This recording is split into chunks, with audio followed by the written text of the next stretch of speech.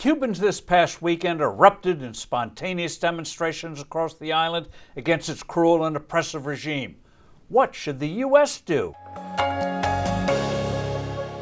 Hello, I'm Steve Forbes, and this is What's Ahead, where you get the insights you need to better navigate these turbulent times.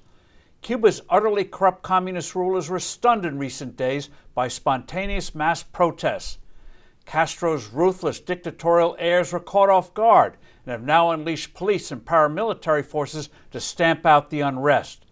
The immediate trigger for the demonstrations was the regime's refusal to do anything effective about the appalling wave of COVID-19 cases. But the fundamental causes were endemic and deeper.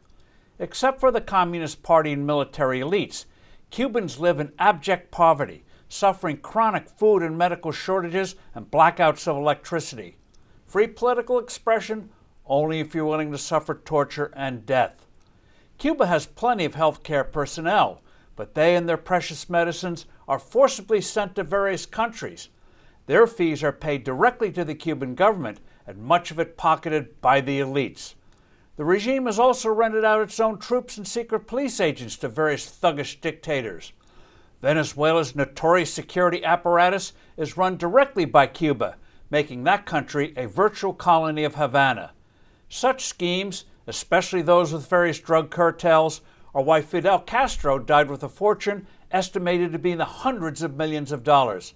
So what can the U.S. do to help Cuba's beleaguered population undermine this odious regime? President Biden made a ringing declaration of support for the protesters, but words are not enough. He should restore all the sanctions, including tourism, that President Barack Obama removed in 2015 and President Trump only partially reinstated. No surprise, the cash generated by tourists went straight to the government, not to the workers. By the way, the pre-Obama sanctions exempted food and medicines.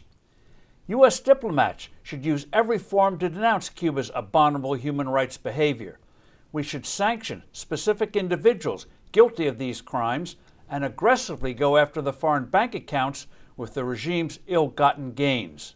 We should employ innovative technology to overcome the jamming of radio and TV Marti, which can give the Cubans the truth, just as Radio Liberty and Radio Free Europe did with the Soviet Union and its satellites during the Cold War. Those Cold War broadcasts were critical in sustaining dissident movements and undermining the legitimacy of European communist rulers. The travel range of Cuban diplomats at the UN should be sharply curtailed, thereby making their spying and other subversive activities a bit more difficult. And we should make it clear that Cuban refugees are welcome. I'm Steve Forbes. Thanks for listening. Do send in your comments and suggestions. I look forward to being with you soon again.